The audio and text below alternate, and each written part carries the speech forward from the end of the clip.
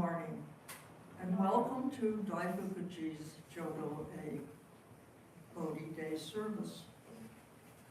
My name is Betsy Kylan Morgan, and I will be one of your MCs, and my name is Yukino Sasaki, and we're happy to be your MCs this morning.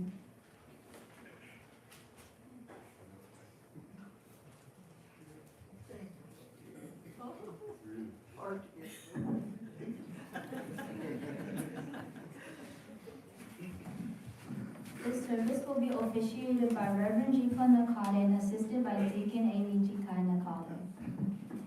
We are honored to have Reverend Dr.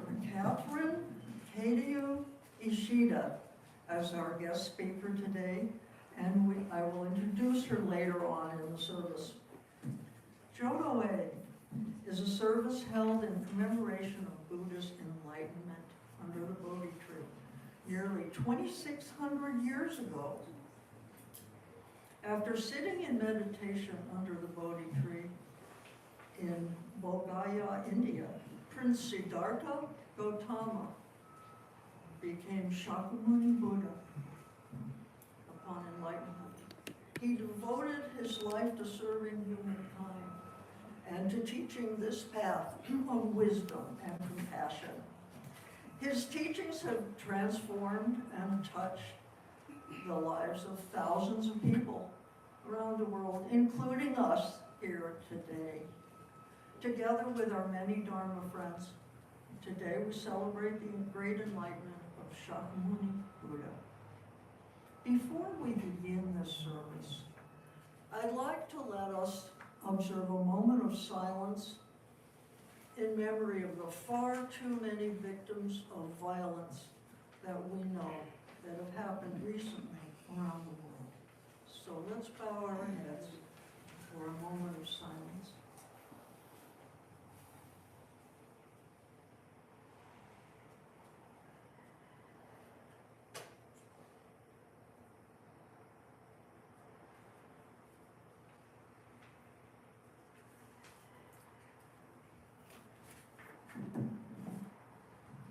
We will begin with the Shobo Goa sung by the Daifukuji Baigaku Plum Blossom Choir.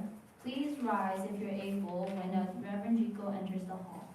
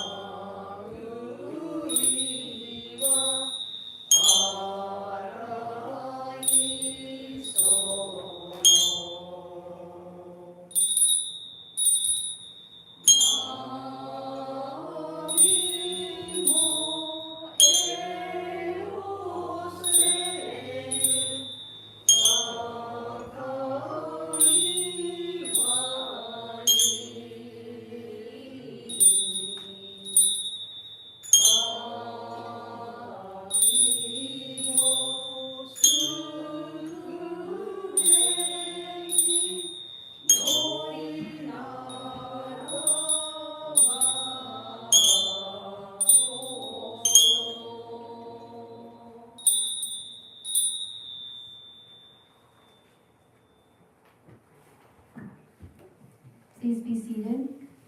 Next we'll have the Jodo Goa sung followed by the Jodo Goeka by the Baikako, and the offering of flowers by representatives of the various temple groups. Representatives, the flowers are outside near the front door. When your name is called, please place the flowers in either one of the two vases on either side of the incense table. You may also offer a loose flower. Just a short little meaning. Jodo Goeka is a poem which means the Buddha's heart that turns to the light, and the morning star becomes the bright light which pervades the universe.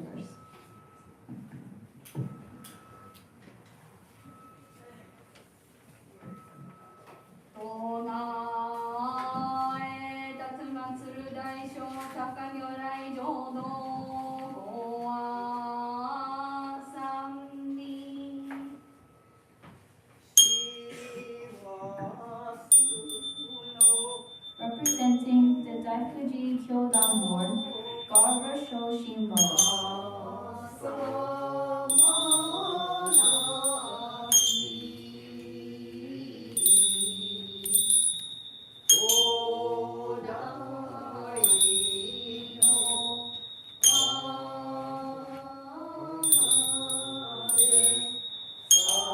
Representing the Daikuji Fujinkai Instructional Group, Suzy Cien Weaver.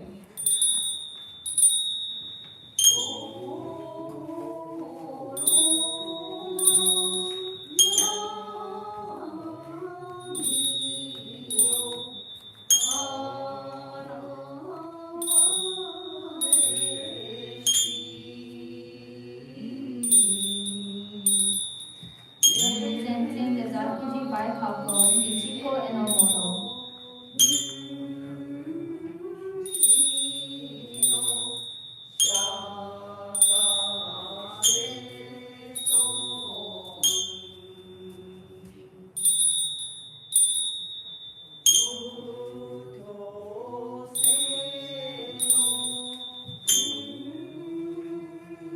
Representing the Daikuji Zazenkai, Susan Keen Harvey.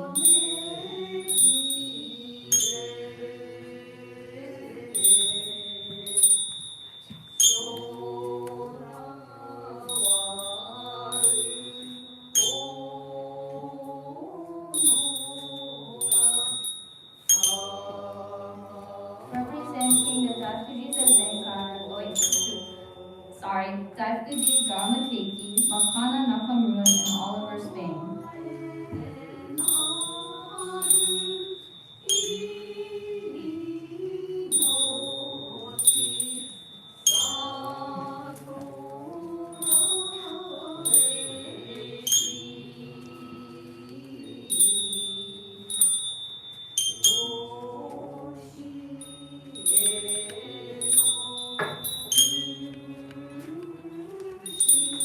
Representing Daikuji Sangha Group, Warren Ikeda.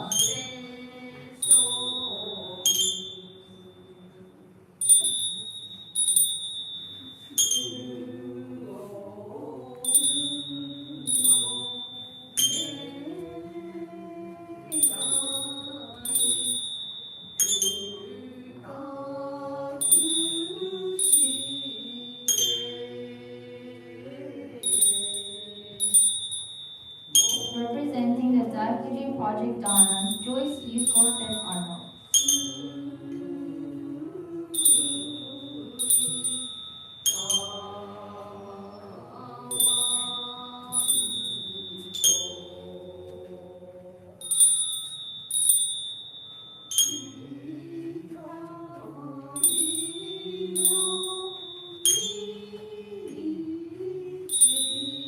Representing the Daikuji Dharma Study, Phil Doan Chi.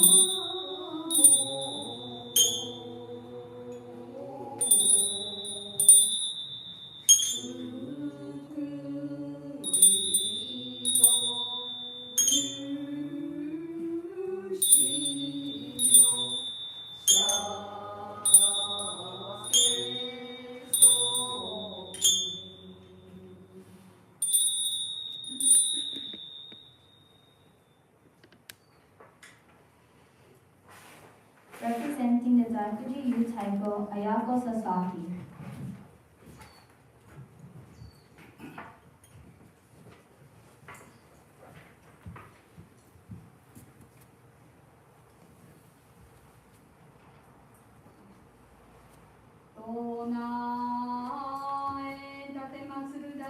Representing the Daikuji Zen Taiko, Gary Castro.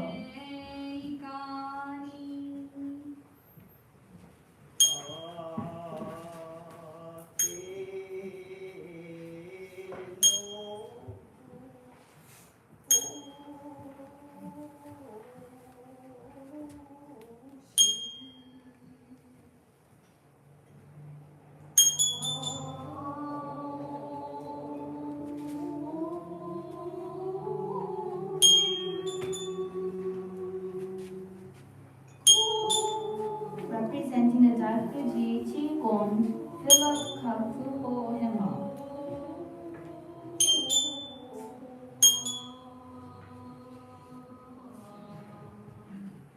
Not here. Representing the Daikuji Yoga, Liz Aschenberger.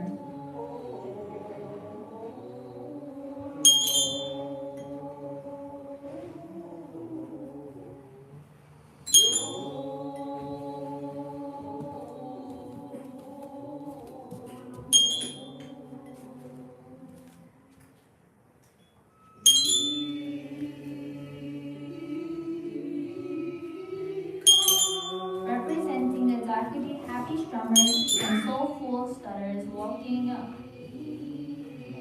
Moai Raymond Joshua Baltero.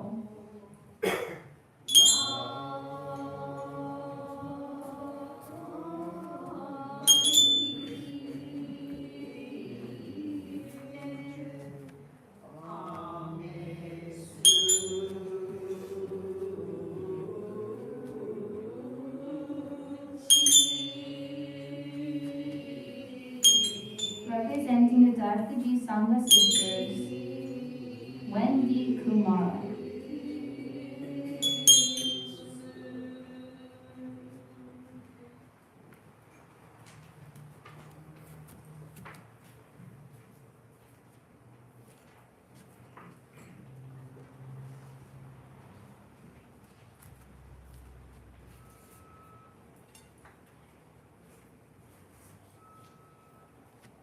Representing Daikuji Gift Shop, Hana Horani Israel.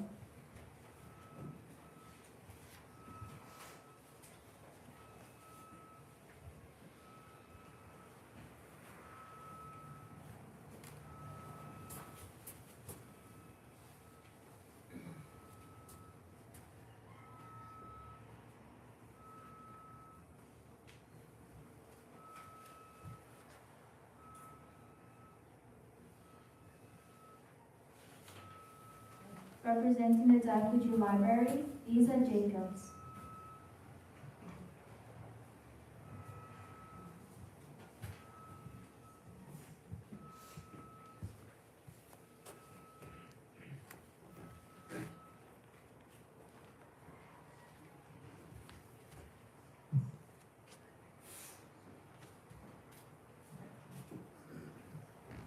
Reverend Chico will now recite the Dharma words.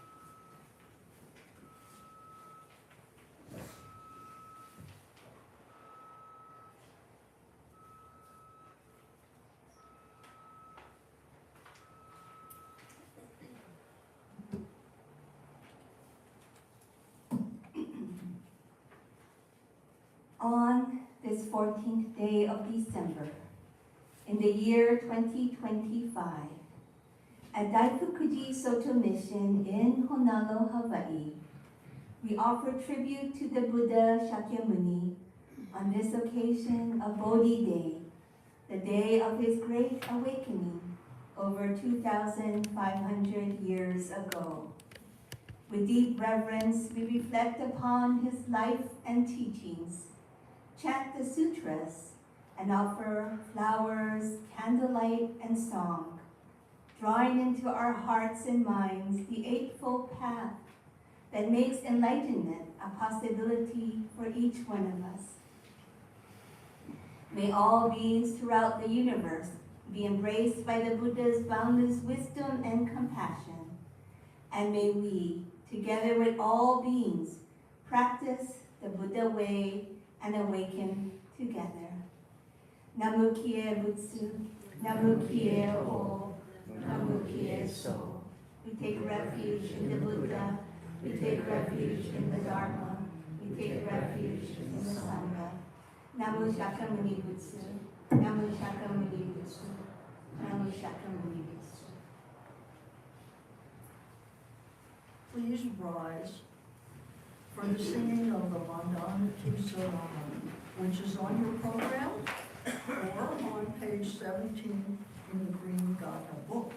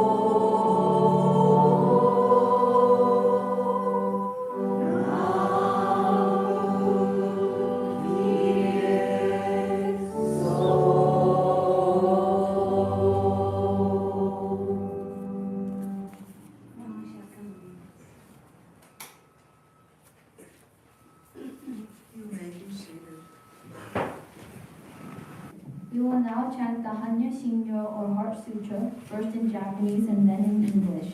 The text is on the inside on the back of your program sheet.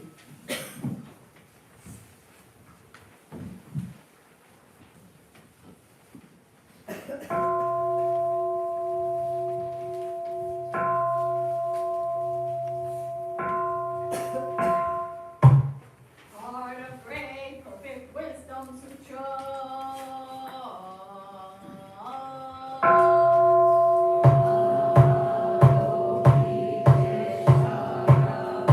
Bodhi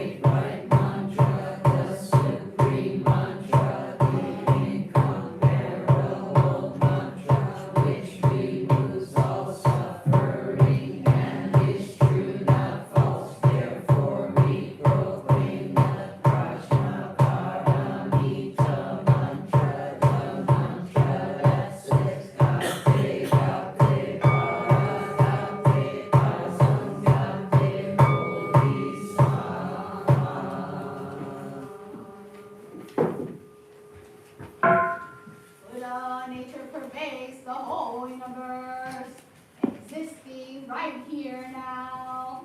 In observing this Bodhi Day Service, we have offered flowers, candlelight, and food. We dedicate the merits of this service to our great teacher, Shakyamuni Buddha, on this occasion of his enlightenment, to the compassionate Hawaii Kannon Bosatsu, Kosojo Yodaishi Nogen Zenji, Taisojo Saidaishi Gezan Zenji, Mahaprajapati, and the ever-guiding three treasures. Together we pray for the well-being of all Fuji members and friends, for peace within our temple, peace in our community, and for peace throughout the world. May this good karma be extended to all relations, and may we realize the Buddha way together.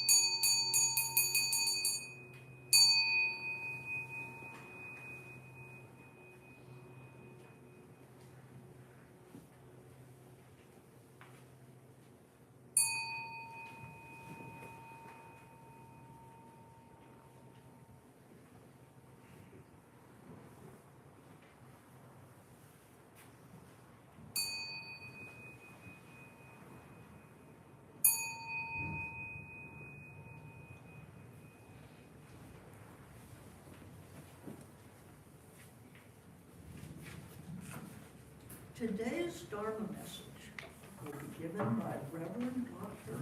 Catherine Katie Ishida. She has a very interesting biography that I'm going to read to you. She just gave me a new biography this morning. You may or may not know the Reverend Dr. Catherine Mie Katie Ishida. Is this microphone on? No. She is a Dharma friend, a cat lover, a cat foster parent, a friend to all, a mediator, a swing dancer, a Unitarian Universalist minister, an astrophysicist professor, and Hawaii Island resident for over 20 years. You also may or may not know that when she began her spiritual journey at the age of 14, at that point she could not find her place in the Episcopal Christian Church of her European American mother, or the Japanese Shinto Buddhist atheist spiritual world of her father. Although she has practiced Zen meditation now for over 40 years, it was only this spring that she became a disciple of the Bishop Shuji Komagata. Going on pilgrimage to India was a large part of her preparation for beginning training under the Hawaii Soto Missions Association Ministerial Training Program. And with that interesting biography, I present Reverend Dr. Catherine Ishida.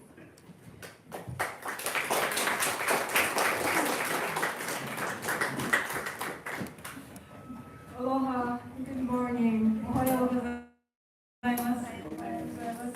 It really is an immense honor for me to be here with you on this Jodoe, on this occasion where we celebrate the Buddha's awakening. And especially to be invited to speak a little bit about my pilgrimage to India. I wonder what pilgrimage means to you. what's the difference between tourism and pilgrimage? Anybody? Sacred sites. Sacred sites?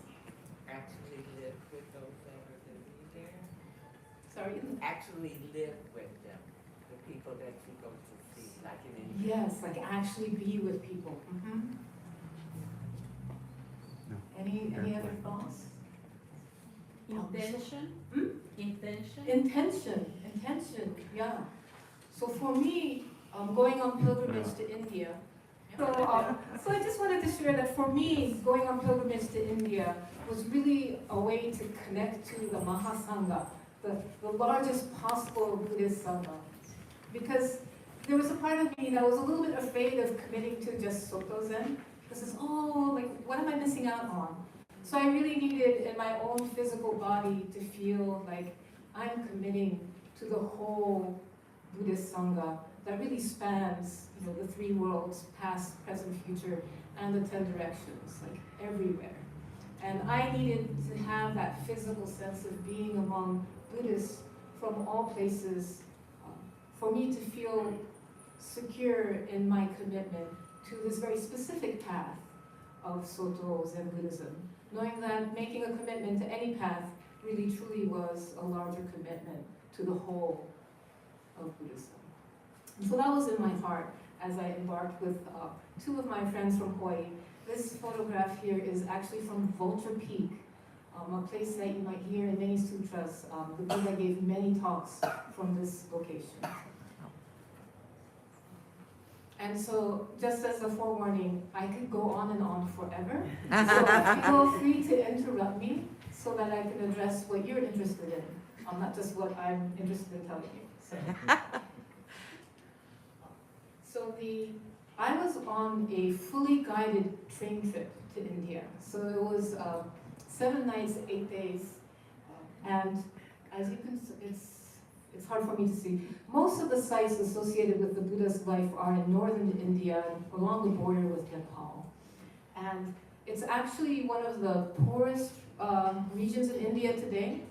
So one of the interesting things, so just to kind of know, it's really concentrated in a small part of India. So not all of India looks like what you will see in the slides today. I was traveling with about 30, most of the people on the trip were actually people from the subcontinent. They were Indians traveling with us. So this is a photograph of the group in front of the Sujata Stupa near Bodh Gaya, the place of Buddha's enlightenment. And one of the things about these photos is most of the sites associated with the Buddha's life are like this. They're archaeological sites. There aren't places of active, continuous Buddhist worship. And just a little hint, I asked the train operators, what would it take to do a special custom tour? And they're like, well, we ran this tour for 30 people, so if you can get 30 people, we'll run a custom tour for you. So just putting that idea into your head. So we went to many places, but today I'd like to focus on the 4 major pilgrimage sites. And these are the ones that are associated with the Buddha's birth in Lumbini.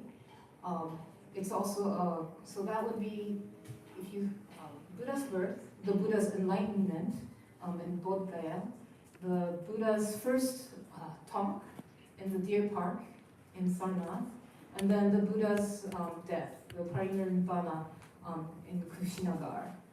So this is a little stone stele in the museum in Sarnath, and you can see a little stupa on top of the stone stele. So before I forget, I think I wanted to leave you with maybe a few questions, maybe some koans that we can contemplate together as we visit these sites through the slides. And these are number 1, what remains the same? What remains the same from the time of the Buddha? And what has changed? And number 2 is, what does it mean to us that Buddhism once disappeared from the place of its birth? And number 3, as pilgrims, what might we contemplate as we visit each of these 4 sites? And so I'll give you my own answer for the 3rd question to get us started. Is when I was approaching these 4 particular sites, I was thinking of the 4 divine abodes, the Brahma Viharas. So these are kind of descriptions. Vihara is like a place or a monastery. So as I was going to these places of the Buddha, I was thinking of the states of being that represent kind of being at peace. And so these are the qualities of loving kindness, of compassion, of joy in the joy of others, and equanimity. So those were the qualities that I was contemplating as I visited each of the major pilgrimage sites associated with the Buddha's life.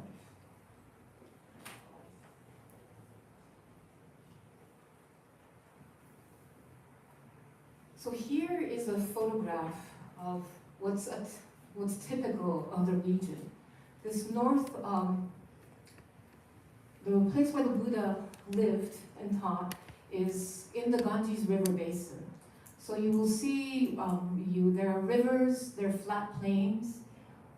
You will see fields of wheat and rice, and they're kind of rimmed with trees. And the air is very moist and hazy. And you can imagine how difficult it might be to travel through this landscape when it's raining really hard.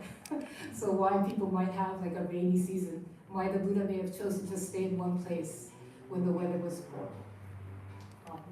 And throughout this region, there were trade routes that crisscrossed this area, connecting the various kingdoms, large and small.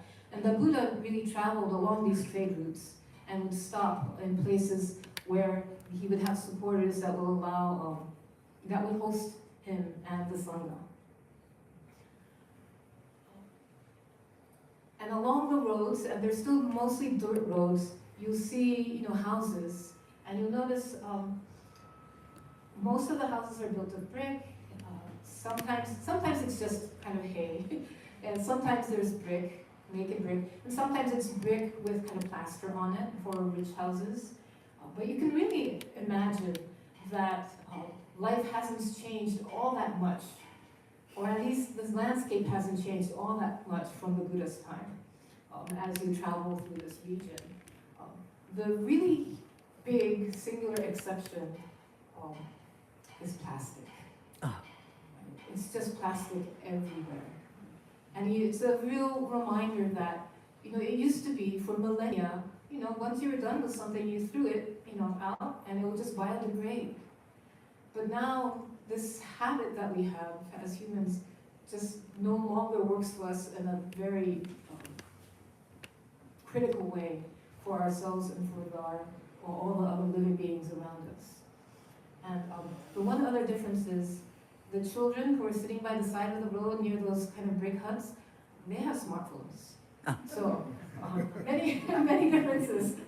So even though it looks like the time of maybe the Buddha, the technologies that are available, even there, is different now. So we're here today. So the very first stop, so I'm going to introduce these sites in the order that I visited them. So our very first stop on the train trip was Bodh Gaya. And even before we went to Bodh Gaya, which is the place of the Buddha's enlightenment, we first went to the Sujata, what's called the Sujata village, to go to the Sujata temple. It's about a 20-minute walk from the site where we imagine the Buddha having reaching enlightenment. And because this is not a major site with big temples and big stupas, it may have been one of the sites where the Buddha has been continuously remembered. Because most of the major sites were either taken over or destroyed in the course of history. But smaller sites, like smaller village shrines like these, why take over? Why destroy them? So they've continued to exist, possibly since the Buddha's time. And so here is the scene of the So here's the original shrine. You cannot see it, but underneath the contemporary statues is a stone with inscriptions that might date to about 200 BC. That we cannot see, but we think that there's been continuous kind of reverence of the Buddha at this place. As you know, the story is that after leaving home and after years of austerities, the Buddha was completely exhausted. You can see in this statue that he's skin and bones. And then Sujata, who is in this photo on the left-hand side, is informed by her her maidservant, who's on the right, that there's this person sitting sitting by the river that looks saintly. So she goes out and offers him rice porridge. So this is the scene. And with the strength that he receives from this gift, the Buddha then decides to sit down underneath the Bodhi tree one more time to see what might happen. And as is typical of like all the Buddhist sites, is that surrounding the main site are many, many other shrines or temples that have been created in modern times, in the 20th century primarily, reenacting the same scene. So around that original shrine are shrines with the same scene, right, of Sujata offering milk porridge to the Buddha or the Buddha to be, built by many countries. There's a Cambodian shrine, a Thai shrine, several other sites immediately surrounding the original site. And this is actually typical of almost all the pilgrimage sites in India.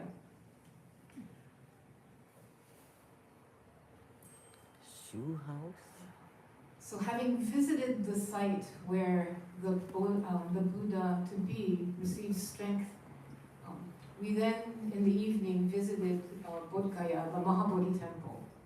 The Mahabodhi temple, unfortunately, I have no photographs because no photography is allowed. Actually, a point of note, no offerings wrapped in plastic are allowed, and shoes are not allowed. So this is a stock photo, but the Bodhi tree, a descendant of the original Bodhi tree, is there. And in this space, you are with all these people who are celebrating the Buddha's enlightenment. And you will see people, as you can imagine from that photo of the region, there are a lot of mosquitoes. So people have single person little tents, mosquito netting, and you'll see people kind of meditating in these little tents to protect themselves from mosquitoes surrounding. And you'll see people, depending on what culture they're from, different ways of circumambulating the site of the Mahabodhi temple. It's unlike other sites in the sense that it was probably in continuous use, but not by Buddhists, by Hindus. And it was only in the late 19th century that Buddhists began the work of kind of reclaiming kind of control of the site. And you may remember the name Angarika Dhammapala from the news letter articles, because it was this monk from Sri Lanka that initiated the Mahabodhi Society to bring this site back into the Buddhist fold.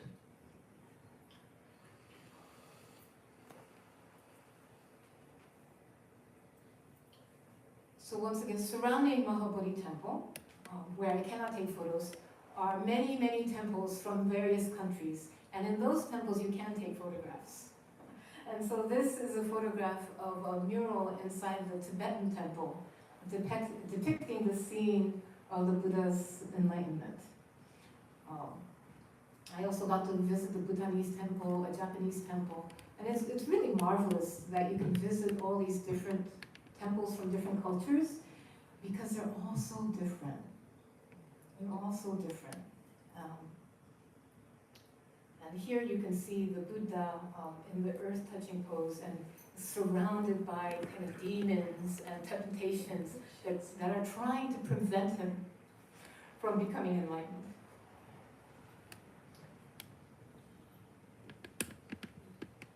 And for a little break here. So this is actually a statue, as you might notice from the flowers, from a Cambodian temple in Puna on this island. Oh. Yeah. And I wanted to point out that the Buddha has one hand palm in his lap and one kind of reaching down to the ground. And this is called the earth witness or earth touching mudra. And it depicts the exact moment of the Buddha's enlightenment. Right? Because it's Bodhi Day today, I think it's really important to kind of remember some more of the details of the moment of the Buddha's enlightenment. Because yes, I'm visiting these 4 major pilgrimage sites, which in terms of places are very important. But in terms of the story of the Buddha's life, there are actually 2 major turning points. So one is the great departure, the moment when the Buddha to be, the Prince Siddhartha, decides he's going to leave his family, he's going to leave everything he knows, choosing isolation, choosing self-reliance, choosing even pain for the sake of finding an end to suffering. So that's the first big change in his life when he relinquishes his life as a prince to become a wandering ascetic. The second big change is 6 years later, he's been doing all these ascetic practices now. He's been meditating, right? But it hasn't gotten him to where he wants to be. And so he makes this radical decision to now accept help from a woman in particular, right? And so this is a turning around back to connectedness, kind of relying on others, and eventually into Sangha and back to family. Right? So this is a moment, once again, and the moment of enlightenment, the Buddha is reaching down to the earth to ask the earth and the earth goddess for help. Because he's being tempted and taunted by all these demons in Mara. And Mara is like, oh yeah, well, how do you know that you're ready to be enlightened? Like, who's going to witness to that? And he asks the earth, help me. And the earth responds, yes, I will be the witness that you are ready to be enlightened, that you are ready to become a Buddha. So this is the scene of the Buddha finally returning to the truth of interconnectedness. And so for me, Bodh Gaya is a place of really celebrating joy in the joy of others. Because we're not celebrating our own enlightenment, we're celebrating the Buddha's enlightenment. And there in Bodh Gaya, when you're surrounded by all these people who are celebrating this moment, there's almost an ecstatic joy that's contagious. And you can really feel that in this place. That, yeah, people want to be enlightened themselves, maybe not, but there's just a sense of joy that the Buddha has achieved this milestone, and we all get to celebrate in that moment.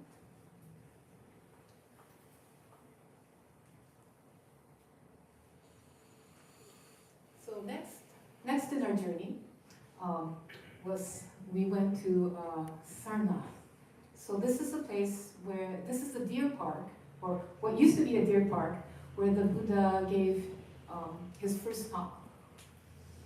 And so this scene is very typical, that most of these sites will have a stupa. There will be ruins of an extensive monastery complex in a garden setting. So almost everywhere you go to a Buddhist pilgrimage site, it will be something like this. Stupa, monastery ruins, a park around it.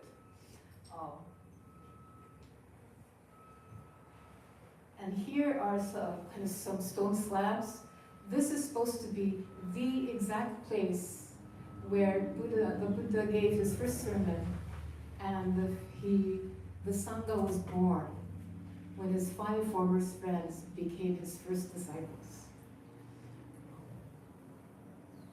So the guys kept telling me, it's like, in the beginning, there's always been Buddha and Dharma, but this is when the Sangha was born. Right? It's the birthplace of the Sangha.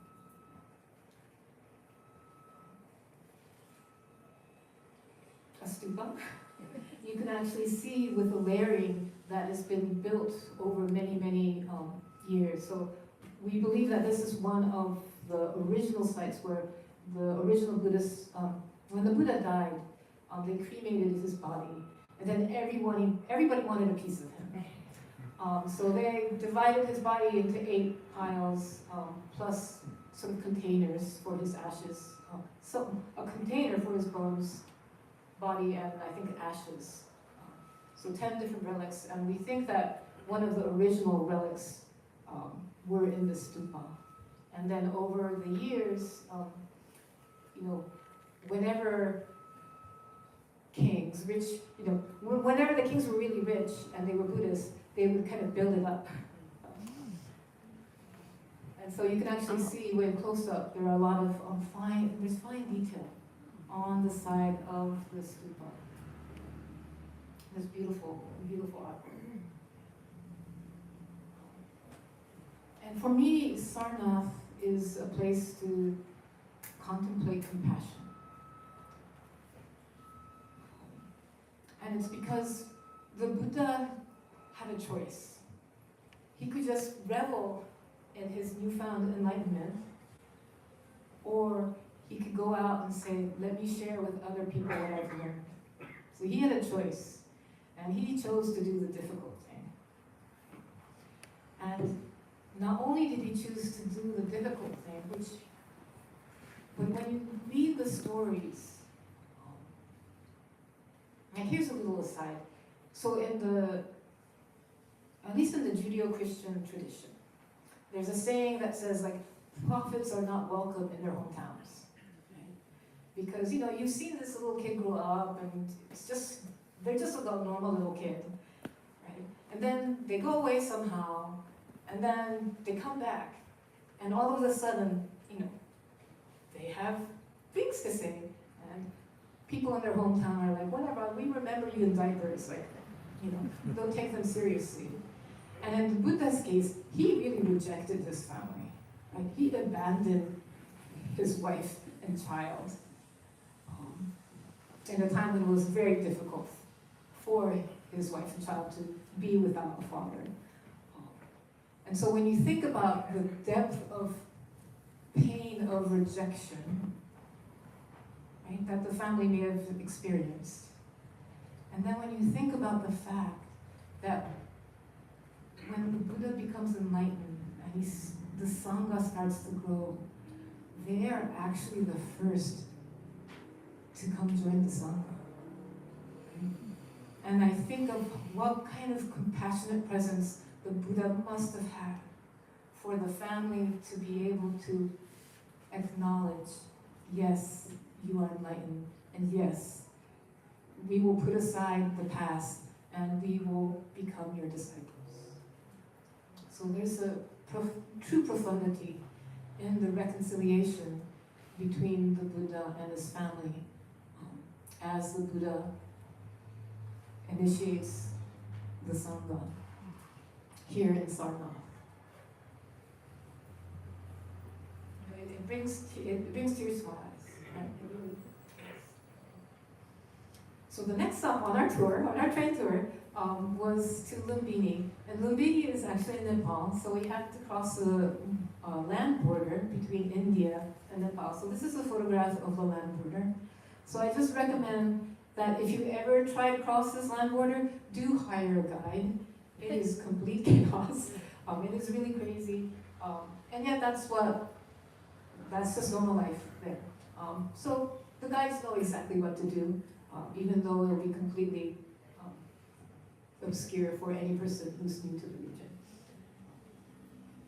Lumbini is quite special in the sense that the Nepalese government has set aside a huge chunk of land for Buddhists around the world to build monasteries near the site, the archaeological site of Lumbini. And so in this map, in the area that's like 1/3 from the left and 1/3 from the top, you can see kind of a dark green square. That whole chunk of land has been set aside by the Nepalese government for Buddhist practice.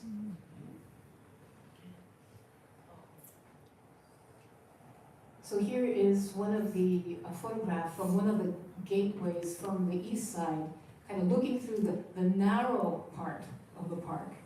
You can kind of get a sense of how big this park really is. And so it's so big that you can actually travel by boat down the long length of the park. And so that's what we did. So in this photograph, you can see a statue of the Buddha in the background, and then the rooftops of some monasteries. So on either side of this canal, on the eastern side, there are Theravadan monasteries, and on the western side, there are Mahayana and Vajrayana monasteries. So I think you see maybe the tops of a Tibetan monastery, but there's also a French monastery and a Nepalese monastery in that direction. And way behind that, which you can't see, but in the same direction, is also a Japanese monastery. So this is a photograph of the Maya Devi temple, and it is it's a huge concrete structure built upon an archaeological site. And once again, no photography allowed inside, no shoes allowed inside. And the experience is really like walking in the parking lot of a concrete building. They did not build this structure with the idea of welcoming people in mind. But you do get to go there, and you do get to see a stone with, and you can't read an inscription, but that says that this marks the site of the Buddha's birth. And on to the right, you see an Ashokan pillar. So it's the discovery of the Ashokan pillar saying that this is Lumbini that told archaeologists in the late 19th century that yes, this is in fact the site of Lumbini. So you can imagine this whole area was just, a lot of these places were just jungle. And upon finding these various, particularly in this case the Ashokan pillar, that's only then did people know that this is in fact the site of Lumbini. And you can see that people have a practice of wrapping the Ashokan pillar in a gold-orange fabric.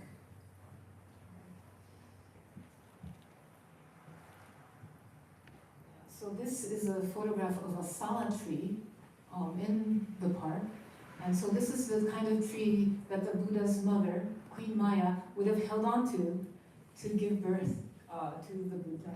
And there's a water feature in front of the tree that, it's not the same water feature when Queen Maya was there, but is thought to be kind of in relationship to the water that would have been there, so Queen Maya could bathe before or after the Buddha's birth. For me, the Lumbini is a place to contemplate loving kindness, the fact that the Buddha was born as a human. And so it really is a place where we to consider how do we treat one another, knowing that in each of us is also a Buddha.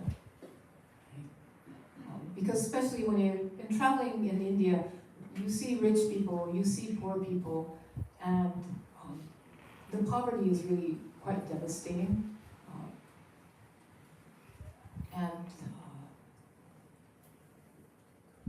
So you really want to think about it. Another thing about this, for me, what kind of drove me home was that a lot of these places you can't wear shoes. So you're walking through the park without your shoes and your socks. but they're dogs, and they're dogs doing their business, right? And you're walking, and the dogs, when I visited, I would see dogs like picking on other dogs, like right in front of my eyes, and this place that's kind of really holy to me, and just seeing, like we really need to recognize that nature in us, and how do we, knowing that, how do we choose to treat one another? So, for me, Lumbini was a place to contemplate loving kindness.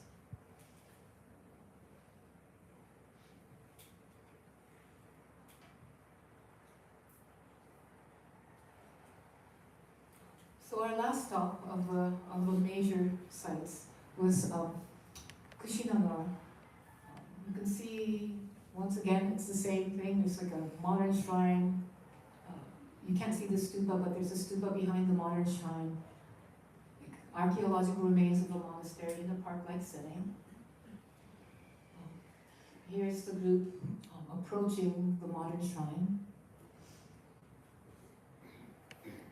And inside, it's a pretty narrow, small space. There's a large statue of the reclining Buddha, and here you see pilgrims from Sri Lanka circumambulating the statue. And you can see that they're holding a golden yellow blanket. So once they circumambulate the statue, they'll lay the blanket upon the Buddha statue. So from this angle, you see that the Buddha looks pretty solemn. But as you approach his face, you can see a smile. And so clearly, the place where the Buddha died is a place to contemplate equanimity, to welcome life and to welcome death,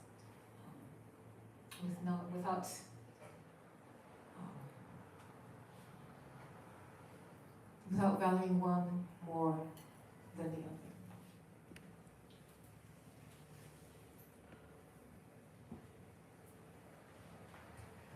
So I wanted to show you this slide.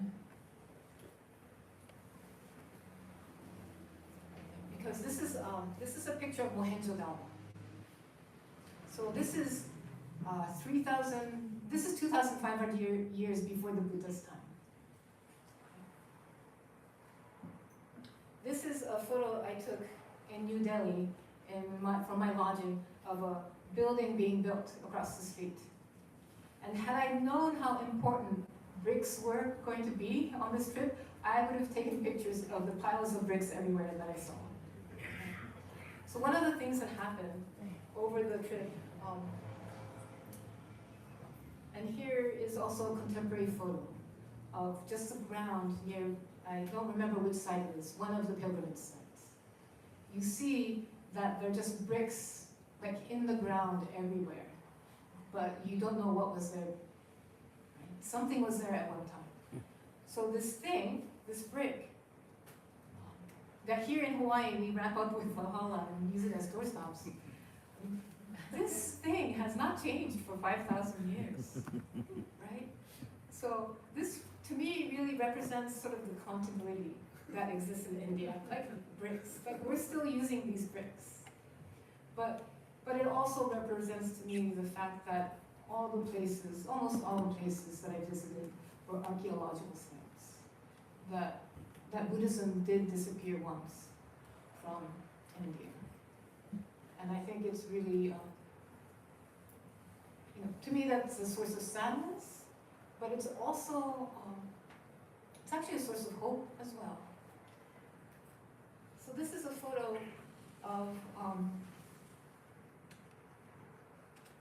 this is a photo of Venuvana Grove. So I shared this photo with some folks yesterday and called it Jedavana, so that was a mistake.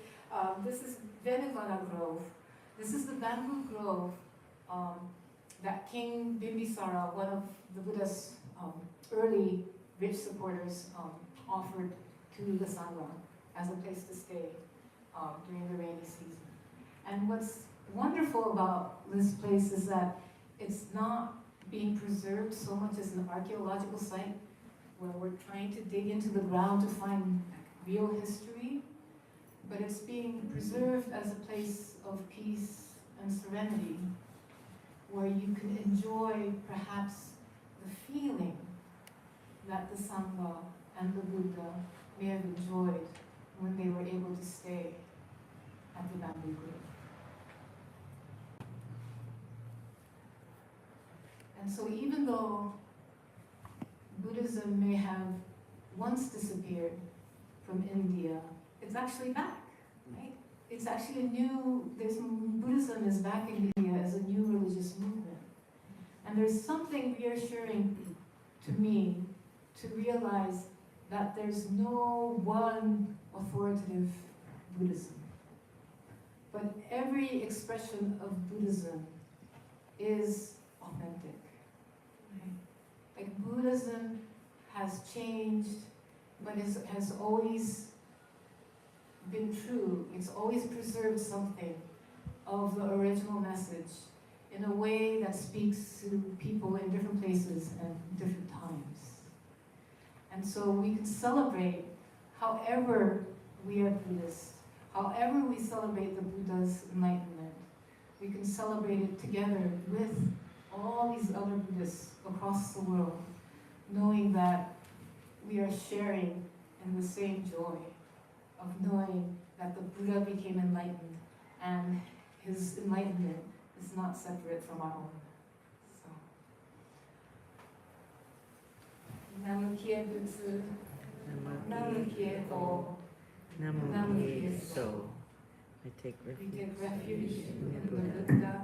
We take We take refuge refuge in the Sangha. Dharma. We take refuge in the Sangha. Thank you very much, Reverend Dr. Ishida, for your inspiring message and presentation.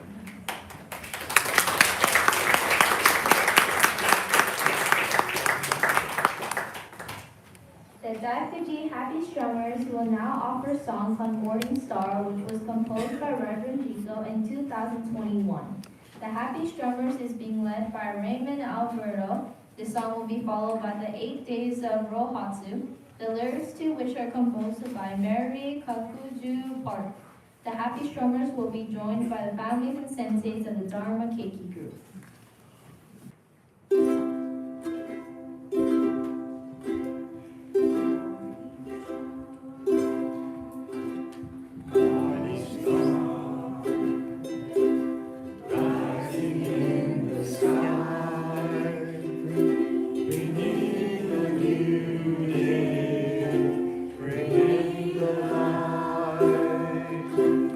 Morning star,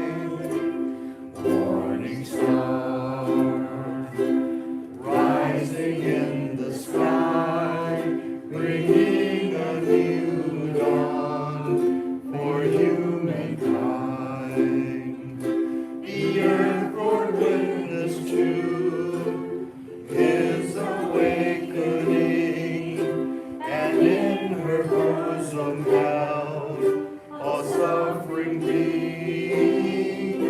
His time has come to teach a path to peace, and so the Buddha rose up from his seat. Morning star, rising in the sky, bringing a new day, bringing the light. Morning star, rising in the sky, bringing a new dawn for humankind.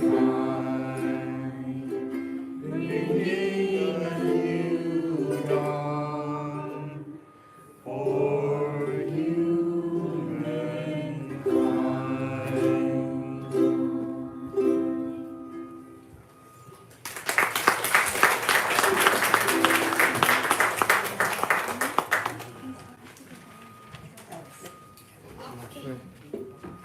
Lorraine.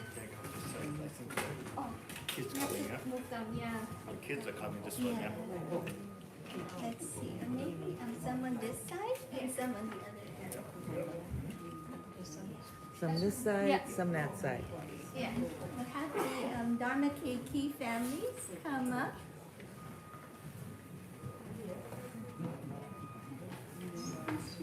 Oliver. Oh.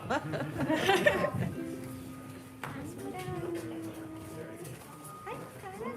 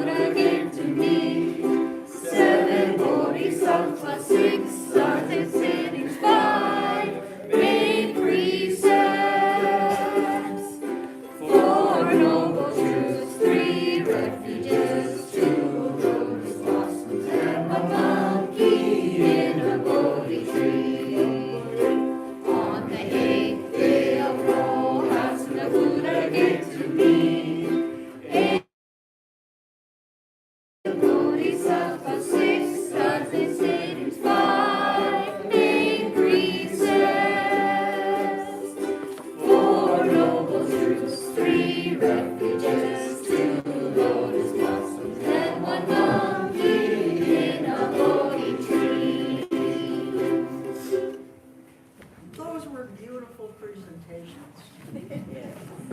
Thank you, Happy Strummers and the Dharma Keiki troops. And now, would everybody join me in reciting the Metta Bhavana, which is on your program? We surround All people and all forms of life with infinite love and compassion. Particularly do we send out compassionate thoughts to all those suffering and sorrow, to all those in doubt and ignorance, and to all who are striving to attain truth, and to those whose feet are standing close to that great change we call death. We send forth oceans of wisdom, mercy, and love. Please rise for the singing of the Shamya. The words are on your program.